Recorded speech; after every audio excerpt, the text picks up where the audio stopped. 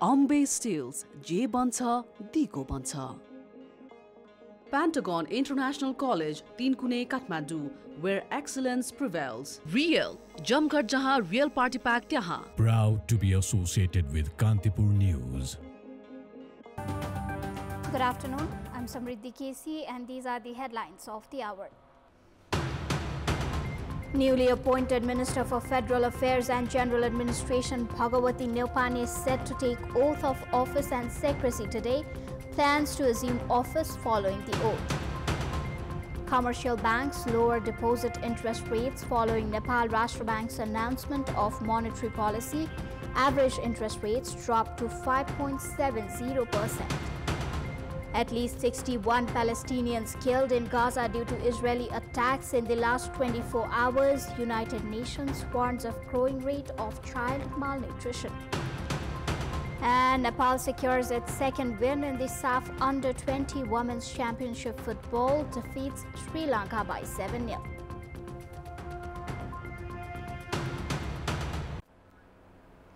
Newly appointed Minister for Federal Affairs and General Administration Bhagawati Neupane is set to take the oath of office and secrecy today.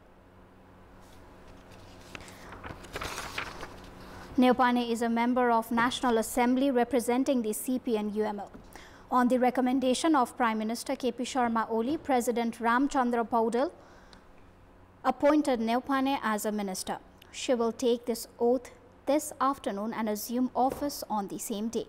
According to the President's office, Neupane has been assigned to lead the Ministry of Federal Affairs and General Administration in accordance with Article 76, Sub-Article 9 of the Constitution. Minister Neupane was elected as a member of the National Assembly from Gandaki Province in 2076 BS 2019-80. Her term in the National Assembly will end on Fagun 20, 2081 BS.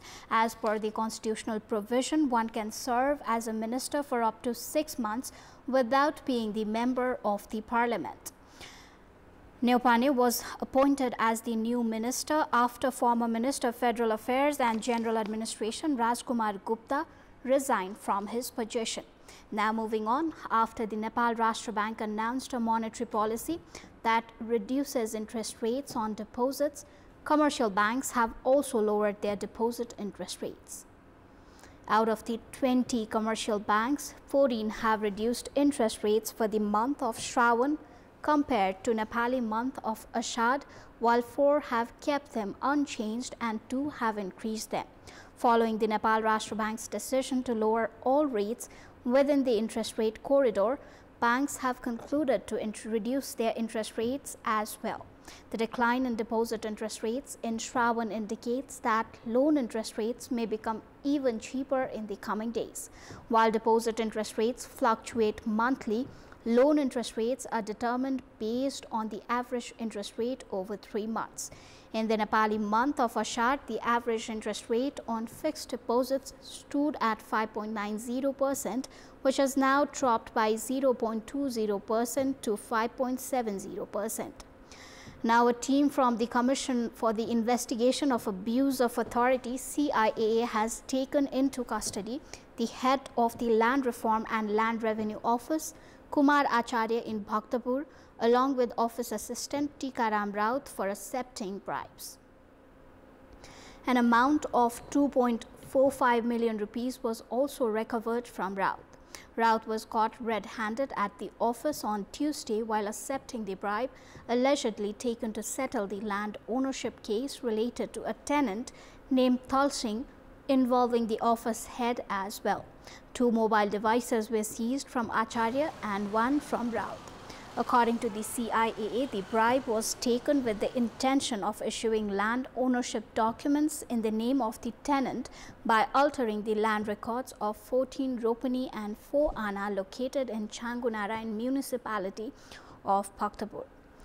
Now moving on, 32 school principals of community schools in Gaushala municipality, Mahotari, have collectively submitted their resignations to the administrative section of the municipality.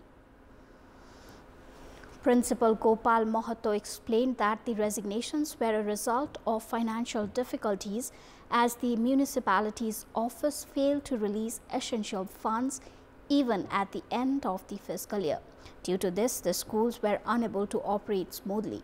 Mahato further stated that despite repeated requests, there were delays in releasing funds for items like midday meals, textbooks, non-salary staff, salaries for municipal teachers and teachers under municipal grants, as well as capital and educational grants. As a result, the headmasters were forced to resign. On the other hand, the mayor of Kaushala municipality, Dipendra Mahote, mentioned that the paperwork had been completed and the funds for the completed tasks had already been released. The Nepali government has set a target to reduce carbon emissions and achieve net zero carbon emissions by 2045. However, coal demand and usage, one of the major sources of carbon emissions, continues to rise in Nepal. Studies show that Nepal annually consumes coal worth between 100 billion Nepali rupees to 130 billion Nepali rupees. The use of coal is especially increasing in brick kilns, cement factories, sugar mills and steel industries. This raises a key question: how can the government meet its ambitious carbon neutrality goal under these circumstances? Coal consumption in Nepal is increasing annually, even though it is a leading source of carbon emissions. Nepal consumes coal worth an estimated 100 to 130 billion Nepali rupees per year, with only around 3% coming from domestic production. The rest is imported from countries like India, South Africa, and Australia. The government has committed to achieving carbon neutrality by 2045. It has initiated programs for both carbon reduction and adaptation. However, there has been no concrete action to target and reduce emissions from major sources. रकमको हिसाबमा हेर्ने हो कि 80 देखि 100 अर्बको हामीले कोइलाको खपत गर्छौं र अहिले त्यो बढेर 130 अर्बसम्मको खपत हामीले गर्नेवाला छौं भन्ने कुरा हामीलाई आइराको छ। त्यो नेट जिरो कार्बन गोलको लक्ष्य लिँदै गर्दाखेरि त्यो लक्ष्यमा कोइला पर्छ, ग्यास पर्छ, डिजेल पर्छ, पेट्रोल पर्छ, यसबाट कसरी बाहिर आउने भन्ने कुरा चाहिँ हामी लिएको देखिँदैन। त्यसमा पनि कोइला चाहिँ अझ छुटेको जस्तो अनुभव भयो। त्यसकारण यो कोइला छुट्यो है र कोइलालाई व्यवस्थापन नगरिकन नेट जिरो कार्बन गोलमा पुग्न सकिँदैन भन्ने एउटा मेसेज दिने र यसलाई लक्ष्य सहित यसको मार्गचित्र सहित अगाडि बढ्नको लागि सरकार र अन्य सरकारवालासँग हातेमालो गर्दै जानुपर्छ।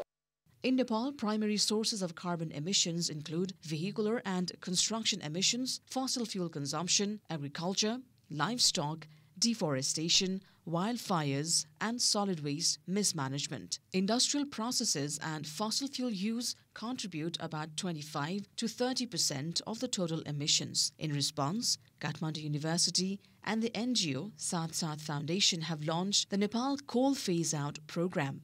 2028 सम्ममा चाहिँ एउटा पोलिसी आउनु पर्यो हैन, त्यसपछि 2035 सम्ममा चाहिँ टोटली यो कोललाई चाहिँ हामीले एक्जिट गरिसक्नु पर्यो, कल कारखानामा कोलको उपयोग हुन भएन र 40 सम्ममा चाहिँ हामी कोल फ्री भइसक्नु पर्यो र 2045 मा चाहिँ हामी चाहिँ नेट जिरोमा 100% जानु पर्यो।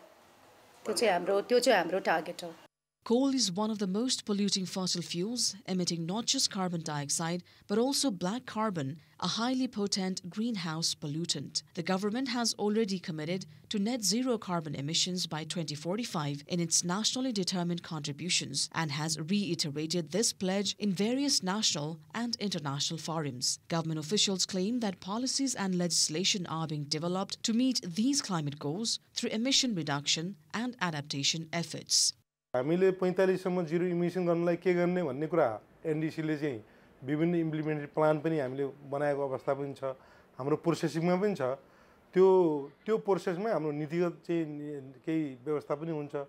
त्यसले बिस्तारै चाहिँ कोललाई हामीले कसरी रिड्युस गर्दै एनर्जीमा हाइड्रो पावर चाहिँ को एनर्जीलाई कसरी लिने भन्ने कुरामा हामीले त्यसलाई चाहिँ ट्रान्जिसन चाहिँ म्यानेज गर्छौं त्यसलाई।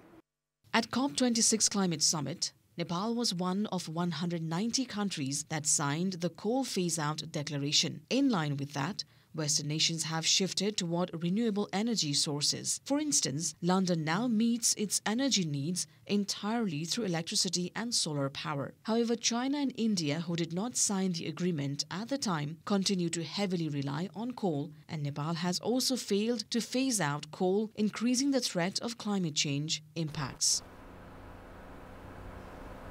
On one side lies residential homes, on the other farmlands, and in between the wide and powerful Rapti River. During the monsoon, this river swells dangerously, and for farmers, small wooden boats remain the only way to cross. To survive, they must eat, and to eat, they must grow food. But how when reaching the fields itself is life-threatening journey? Residents of these rural municipalities in Baake regularly risk their lives carrying rice seedlings across the flooded river by boat. Yet the tragedy lies in the fact that despite these ongoing risks, authorities have shown little concern for ensuring the safety of these riverbank communities. Each monsoon, farmers from villages like Piprawa in Baake cross the swollen Rapti River to reach the western agricultural plains of Chauferi, carrying bundles of rice seedlings on their heads. Small wooden boats used for crossing have capsized during sudden surges in the river. When the floodwaters rise in repeated waves, passengers barely manage to survive. There is no other route to the fields. Without planting, there is no food. For many, risking their lives has become part of farming. Farmers typically give the boat owners around 40 kilograms of rice and an equal amount of wheat annually in exchange for transport. For those harvesting just a few quintals each season, this is the only way to access their farmland.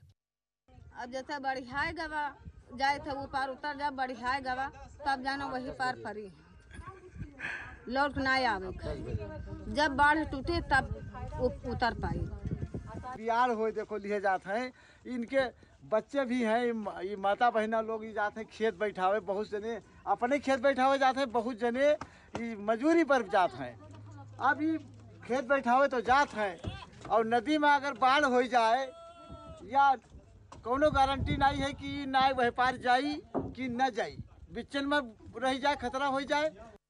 There are 3 key river crossings in the area, Piprawa, Satighat and Balpurwa, where small boats are used throughout the monsoon. Every year, the sudden rise in water levels and powerful currents make navigation extremely dangerous. Young boatmen say they often fear for their lives while steering through the flood.